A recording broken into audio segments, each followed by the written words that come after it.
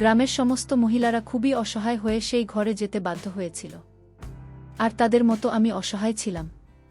তাই আমাকেও সেই ঘরে যাওয়ার সিদ্ধান্ত নিতে হলো। যদিও আমি জানতাম এই ঘরের যে মহিলা যায়, ফিরে আসার সময় তার অবস্থা আগের মতো থাকে না। তাদের সাথে এমন কিছু হয় যার কারণে তারা চিৎকার করতে থাকে। তারপরে তাদের অবস্থা এমন হয় যে তারা হাঁটাচলা করতে পারে না। তাদেরকে ধরে বাড়ি অবধি পৌঁছে দিতে হয়।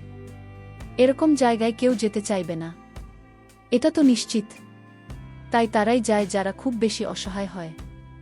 আমিও খুব অসহায় ছিলাম। তারপরেও আমার খুব বেশি ভয় করছিল।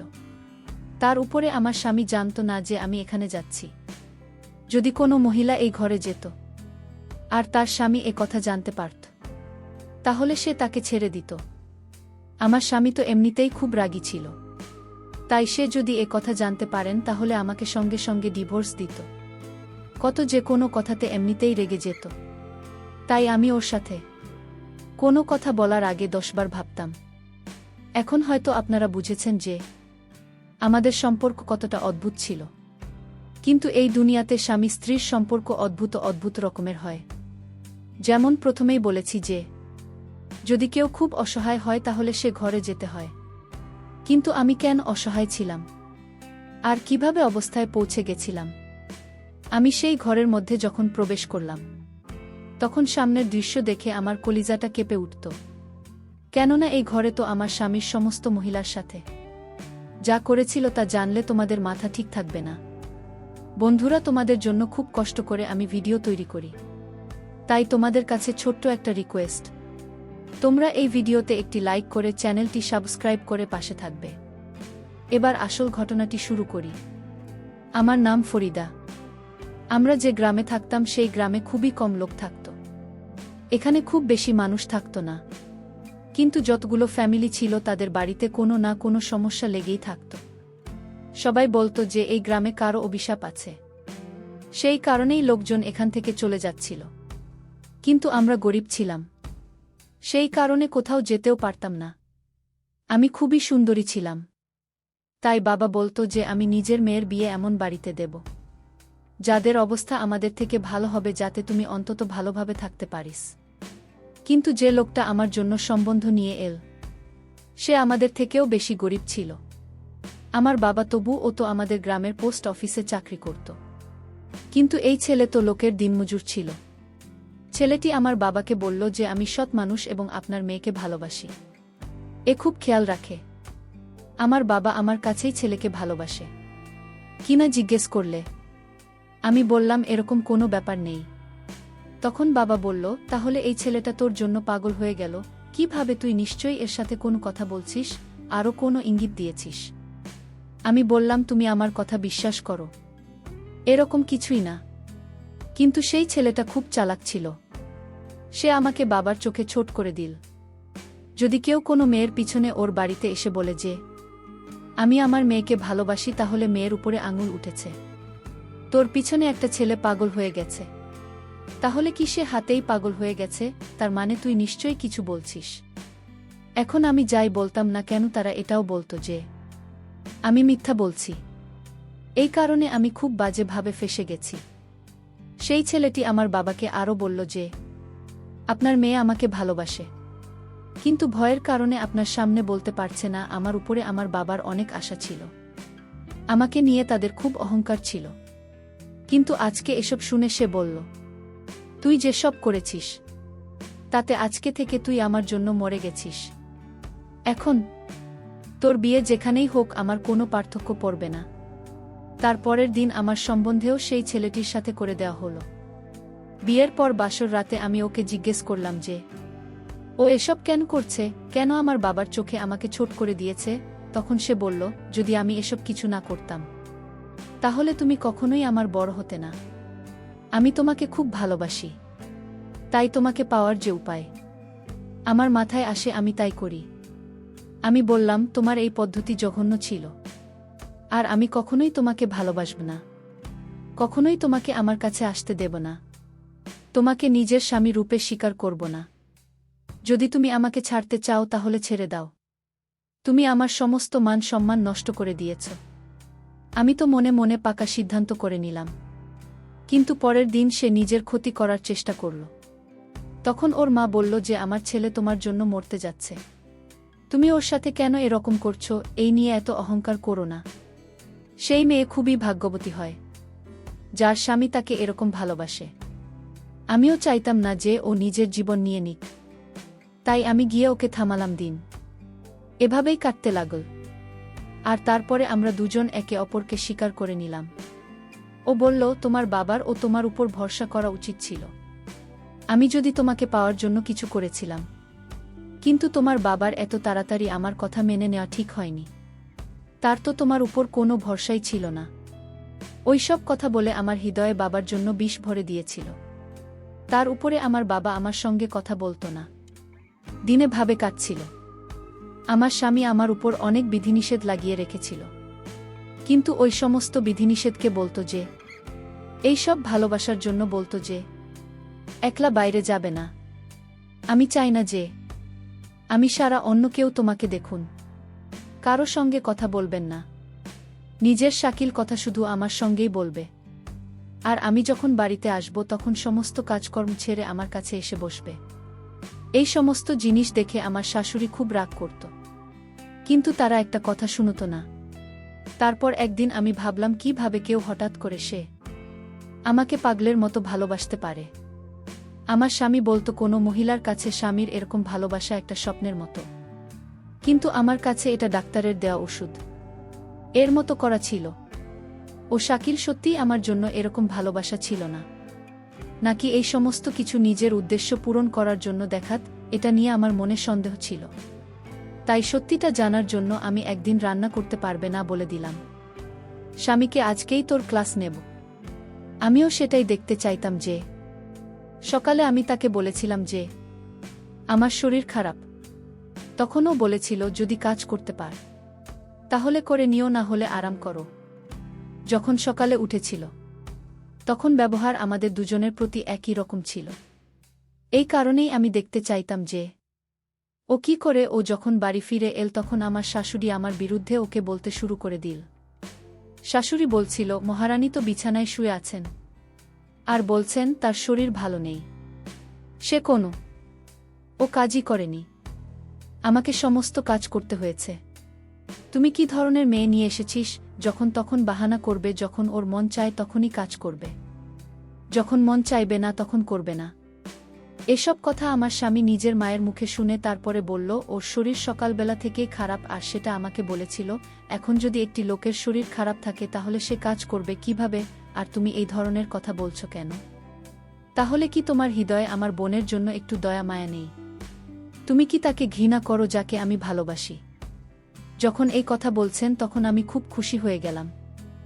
এরপরে আমার শাশুড়ি বলল, না বাবা, আমি তো বলেছিলাম যে ওই বাড়ির বুক। তখনই আমার স্বামী এমন একটা কথা বল যে আমি হতভম্ব হয়ে গেলাম। সে বলল, ওই বাড়ির বন্যায় এই বাড়ির মেয়ে যদি তোমার মেয়ে রকম করত, তাহলে কি তুমি তার বিরুদ্ধে এরকম ভাবে অভিযোগ করতে পারতে? আমার শাশুড়ি এমন ভাবে হতভম্ব হল যে তার সমস্ত আশা ভরসা ভেঙে গেছে। এরপরে তিনি তাড়াতাড়ি করে বললেন, ঠিক আছে, তাহলে একই ডাক্তারের কাছে নিয়ে যাও যাতে তাড়াতাড়ি করা ঠিক হয়ে যায়। এইসব কথা শুনে আমার চোখে আনন্দের জল চলে এল, কেননা এই লোকটা আমায় সত্যি ভালোবাসে। ভালোবাসা তো পেয়ে গেছি, কিন্তু এই বাড়িতে খুবই অভাব অনটন ছিল। সেখানে খাওয়া দাওয়ার অভাব লেগেই থাকত, কেননা আমার বর একটা ইনকাম করত। কিন্তু এই বাড়িতে আমার শাশুড়ি আর আমার স্বামী দুই বোন ছিল, যাদের একজনের বিয়ে হয়নি, কিন্তু আরেকজনের বিয়ে হয়ে গেছে। যার বিয়ে হয়েছে সে প্রায় দিনই নিজের বাচ্চাদের নিয়ে চলে আসত। আমার সন্তান হচ্ছিল না বলে আমার শাশুড়ি আমাকে একবার কথা শুনিয়ে দিন, তারপর আমার স্বামী তাকে এমন কথা শোনা যেত, সে দ্বিতীয়বার আমাকে আর কখনো কথা শোনায়নি। আমার স্বামী এসব শুনে চুপ হয়ে থাকত, কিন্তু যদি শাশুড়ি বেশি কিছু বলতে তাহলে তার উত্তরে আমার স্বামী বলতো যে ভালোবাসি আমি তাকে। এখানে থাকতে থাকতে একজনের সাথে আমার বন্ধুত্ব হয়েছিল। সে আমাকে বলেছিল যে আজকাল গ্রামে একজন সাপোর্ট এসেছে, যে আগে গ্রামে গ্রামে খেলা দেখিয়ে বেড়ান। তারপরে সে এমন একটা পেয়েছে যেটা খুব অদ্ভুত। সেই চাপটা পেয়ে তার দিন বদলে যায়। সেই প্রাণী সাপ এর কাছে গেলে স্বপ্ন পূরণ হয়, কিন্তু একটা প্রাণী সাপ তার কাছে গেলে যে কোনো উদ্দেশ্য সফল হয়ে যায়। এই কথাটা শুনে আমি হতবাক হয়ে গেলাম। যদিও আমি গ্রামে বড় হয়েছি, তাই আমার মধ্যেও এইসব অন্ধবিশ্বাস ছিল। কিন্তু এখন যখন আপনাদের এই গল্প শোনাচ্ছি তখন বুঝতে পারি যে রকম কখনোই হয় না। কিন্তু সেই সময় আমিও এই জিনিস বিশ্বাস করতাম। আমি আমার বান্ধবীকে বললাম যে হ্যাঁ, এই সাপুড়েরা অনেক কিছু জানে, হয়তো এই জন্যই মানুষ সাপকে পুজো করে। কেননা কোথাও না কোথাও থেকে তো সাপকে পুজো করার ব্যাপারটা শুরু হয়েছে আমার। বান্ধবী বলল, হ্যাঁ, কিন্তু কাজটা খুবই অদ্ভুত। লোকে বলে এই সব কিছু ঠিক না, এই জন্যই তো সাপুড়ের মাঝে মাঝে আসে। আর সে তার থাকার ঘর বানিয়ে রেখেছে, যেখানে সে মহিলারা স্বপ্ন পূরণে মুখ লুকিয়ে সেখানে যায়। আমি বললাম, এতে কষ্ট হয় না? তখন ও বলল, কষ্ট হয়, কিন্তু কিছু পাওয়ার জন্য কিছু সহ্য করতে হয়। এমনিতেও যখন কারো মা হতে হয় তখন তাদেরও কষ্ট সহ্য করতে হয়, কিন্তু যখন মা হয়ে যায় তখন তার জীবন খুশিতে ভরে ওঠে। আমি বললাম, হ্যাঁ, যখন তোমাকে বন্ধ হওয়ার কথা শোনানো হয় তখন তুমি চুপচাপ এটাই ভাবতে থাকো যে তোমার স্বামী তোমাকে ছেড়ে দেবে না। তো বলল, হ্যাঁ, এরকমই হয়। এরপরেও আরও বলল, আমার দিদিমা হতে পারছে না, তাই দিদি সেখানে যেতে চাইছে। কিন্তু এই সাপুডেকে মাঝে মাঝে দেখা যায় হঠাৎ করে আসে, হঠাৎ করে চলে যায়। এই সমস্ত গল্প আমি বিশ্বাস করে নিলাম। এরপরে যখন বাড়িতে এলাম তখন সামনের দৃশ্য দেখে তো আমি হতবাক হয়ে গেলাম। আমি দেখলাম যে আমার স্বামী আলমারির পিছনে কিছু লোকও ছিল। সেই সময় হঠাৎ আমাকে দেখে কিছুটা ঘাবড়ে গেল আর তাড়াতাড়ি করে সেখান থেকে পেছনে সরে গেল। আমি তাকে বললাম, কি হয়েছে? তখন সে বলল, আমি সাদা রঙের জামাটা খুঁজছি। আমি বললাম, সেটা তো আমি আয়রন করে বাথরুমে রেখে দিয়েছি। তখন ও বলল, তাহলে আমি স্নান করিনি। ও স্নান করতে চলে গেল আর আমি চা বানাতে যাচ্ছিলাম। কিন্তু চা বানাতে যাওয়ার আগে আমি আলমারিতে দেখলাম যে আমার স্বামী কি করছিল। আমি সেই সমস্ত মহিলাদের মতো ছিলাম না যারা নিজের স্বামীর উপর সন্দেহ করে, কিন্তু আমি নজর অবশ্যই রাখতাম। আমি দেখতে চাইতাম যে ও কি করছিল, তাই যে জায়গাতেও খুঁজছিল আমি সেই আলমারির জায়গার কাপড় সরালাম। কিন্তু এটা দেখে আমার দম বন্ধ হয়ে যাওয়ার মতো অবস্থা হলো যে সেখানে অনেকগুলো ৫ টাকার নোট ছিল। আমি গুনতে তো পারলাম না, কিন্তু সেখানে প্রায় ৬০ থেকে ৭০ হাজার ছিল। আমি সেগুলো সেই জায়গাতেই রেখে চা বানাতে চলে গেলাম আর চা বানিয়ে নিজের স্বামীর কাছে এসে বসলাম। আমরা যখনই চা খেতে একসাথে বসতাম লক্ষণীয় আমার প্রশংসা করত, নিজের ভালোবাসার প্রকাশ করত। এছাড়াও বাড়ি থেকে কাজে যাওয়ার সময় আমার সঙ্গে এমনভাবে কথা বলতো যে দুবাইয়ে যাচ্ছে। আর যখন কাজ থেকে ফিরে আসত তখনও এমনভাবে কথা বলতো যেন বহু বছর পর ফিরে এসেছে। তারপরে আমাকে জিজ্ঞেস করত, তোমার কোনো জিনিস দরকার, আমি তোমার জন্য নিয়ে আসে। যদি ওর কাছে খুব বেশি টাকা থাকতো না, এই কারণে আমি না করে দিতাম যে আমার কিছু দরকার নেই। এছাড়াও আমরা যখন চা খেতে বসতাম তখন আমার চোখের দিকে তাকিয়ে থাকত আর এমন এমন সুন্দর সুন্দর কথা বলতো যেমন তার সমস্ত মেয়ে শুনতে চায়। এতে আমার বিশ্বাস হয়েছিল যে এই লোকটা আমার উপরে পাগল, এ আমাকে খুবই ভালোবাসে আর আমার ভালোবাসার জন্য সবকিছু করতে পারে। এরপরেও বলব যে আমি জানি বাড়িতে খুবই অভাব, তুমি ৬ মাস কোনো রকমভাবে এখানে কাটিয়ে দিয়েছ, কিন্তু বিশ্বাস করো সারা জীবন তোমাকে এভাবে কাটাতে হবে না, সবকিছু ঠিক হয়ে যাবে। আমি খুব পরিশ্রম করে তোমার জন্য বড় দেখে একটা ঘর, গাড়ি আর সোনার গহনা ও বানাব। আমি বললাম, আমার বাড়ি, গাড়ি আর সোনার গয়না চাই না, ব্যাস এমন জীবন চাই যেখানে সবকিছু ঠিক থাকবে, কমপক্ষে কোনো অভাব থাকবে না, যা খেতে মন চাইবে সেটা পেয়ে যাব। আর ভগবান আমাদের সন্তান দিয়ে দিয়ে দেখ আর একটা ছোটখাটো ঘর থাকুক যেটা নিজেদের হবে। বলো, তুমি এত ছোট স্বপ্ন দেখো না? তুমি তোমার স্বামীকে জানো না আমি তোমার সমস্ত বড় বড় স্বপ্ন পূরণ করতে পারি। আমার মাথায় সেই টাকার ব্যাপারটা ছিল। আমার মনে হয়েছিল যে ও নিজেই আমাকে এই কথাটা বলবে, কিন্তু বলেনি। ও আমার কাছে এই কথাটা লুকোনো ছিল। যদিও এখন বাড়িতে খাওয়া দাওয়ার অভাব ছিল না, ও আমার জন্য বিভিন্ন জিনিস নিয়ে আসতে লাগল। কখনো এটা নিয়ে আসতেও তো কখনো ওটা। ও আমাকে নতুন কাপড় আর জুতো এনে দিয়েছে। আমাদের দিন খুব ভালো কাজ ছিল। এসব কারণে আমি এটাও অজ্ঞান হয়ে গিয়েছিলাম এবং আমার কপালে অনেক আঘাত লেগেছিল এবং আমি ১ সপ্তাহ কিন্তু হাসপাতালে ভর্তি ছিলাম। ১ সপ্তাহ পরে আমি যখন আমার মায়ের সঙ্গে শ্বশুরবাড়িতে ফিরে আসে তখন আমার মনে হলো আকাশটা যেন আমার মাথায় ভেঙে পড়ল। কারণ আমার স্বামীও আমার আপু তারা দুজনে কিন্তু বসে গল্প করছিল। তাদের মুখে অনেক হাসির ছাপ দেখতে পেলাম।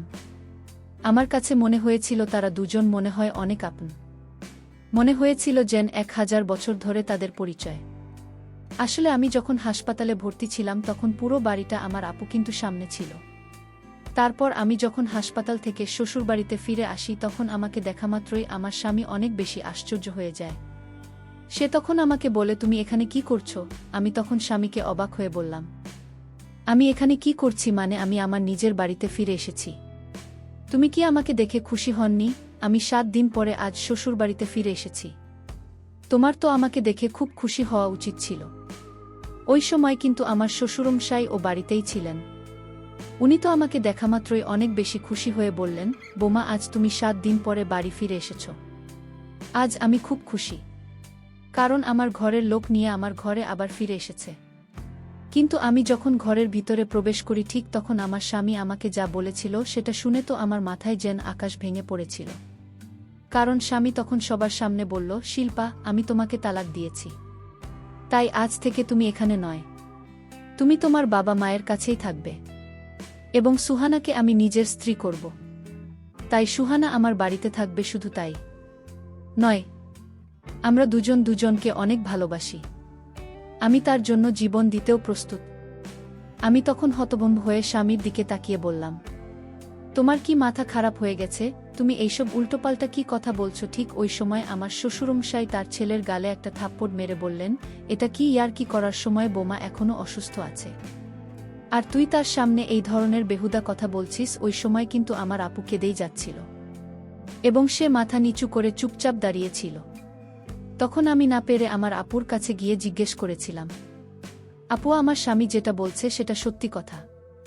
আমার আপু তখন কেঁদে কেঁদে বলেছিল যে হ্যাঁ, এটা একদম সত্যি কথা, যে তারা দুজনে আমার অনুপস্থিতিতে সকল কিছুই এবং তারা বিয়েও করবে। সবকিছু শোনার পরে আমার বাবা মা তো আমার আপুর সঙ্গে সেখানে সব সম্পর্ক শেষ করে দিয়েছিল এবং আমাকে তারা নিজের বাড়িতে ফিরিয়ে নিয়ে এসেছিল। সবকিছু নিজের চোখে দেখার পরে তো আমি তো জানুত লাশের মতো হয়ে গিয়েছিলাম। পরের দিন আমার স্বামী যখন সমাজের 10 জন লোকের সামনে আমার আপুকে কবুল করার প্রস্তুতি নিয়ে, এবং এ সময় কিন্তু কাজী সাহেব ও তাদের বিয়ে কবুল করানোর জন্য প্রস্তুত ছিল, ঠিক তখনই আমি পুলিশকে নিয়ে সেখানে হাজির হয়েছিলাম। আসলে তার আগের দিন রাতে আমার আপু আমাদের বাড়িতে এসেছিল, যদিও আমার বাবা মা তাকে ঘরের ভিতরে ঢুকতে দিতে রাজি হয়নি। কিন্তু আপুর কাকুতি মিনতি দেখে আমি বাবা মাকে বলেছিলাম তারা যাতে একটিবার আপুকে ঘরের ভিতরে ঢুকতে দেয়, এবং তখন আপু বলছিল যে তারা নাকি আমার ভালোর জন্য দুজনে মিলে বিয়ে করার সিদ্ধান্ত নিয়েছে। আমি তখন বিয়ের কারণটা জানতে চেয়েছিলাম। তখন আপু আমাকে বলেছিল, যেদিন আমরা 3 জনে দরগাতে সাধু বাবার কাছে গিয়েছিলাম, সেদিন সাধু বাবা নাকি আমার স্বামীরও আপনার হাত পরীক্ষা দেখে তাদের দুজনকে বিয়ে করার আদেশ দিয়েছিল, এবং সাধু বাবা বলেছিল আমার স্বামী যদি আমার বোনকে বিয়ে না করে তাহলে আমি নাকি খুব তাড়াতাড়ি মৃত্যুর সম্মুখীন হব। এবং সাধু বাবার কথা শুনেও আমার আপু যখন এই প্রস্তাবে রাজি হয়নি, তখন আমার প্রাণ রক্ষার জন্য নাকি আমার স্বামী আপনার কাছে আমার প্রাণের ভিক্ষা চেয়েছিল। তাই আমার আপু সেই সাধু বাবার কথা শুনে ও আমার স্বামীর কথা শুনে আমার বোনের সঙ্গে বিয়ে করতে রাজি হয়েছিল। কিন্তু সেদিন আমি যখন আমার আপুর কথা শোনার পরে পুলিশকে সেখানে নিয়ে এসেছিলাম, তখন আমার স্বামী বাধ্য হয়ে কিন্তু এই সব কিছু সত্যি কথা বলেছিল। আমার আপুকে আমার স্বামী মিথ্যা বলেছিল। আসলে আমি মারা যাব না, এটা আমার স্বামী সাধু বাবার নামে মিথ্যা ভয় দেখিয়ে আমার বোনকে বিয়ে করেছিল। আসলে সাধু বাবা এই ধরনের কোনো কথাই বলেনি। আমার স্বামী আমার 2 বোনকে বিয়ে করেছিল। সে তার মনের বাসনার জন্যই ষড়যন্ত্র করেছিল। বন্ধুরা, আজকের গল্পটা এখানেই শেষ করলাম। যদি গল্পটি ভালো লাগে তাহলে অবশ্যই চ্যানেলটি সাবস্ক্রাইব করে পাশে থাকবেন। ধন্যবাদ।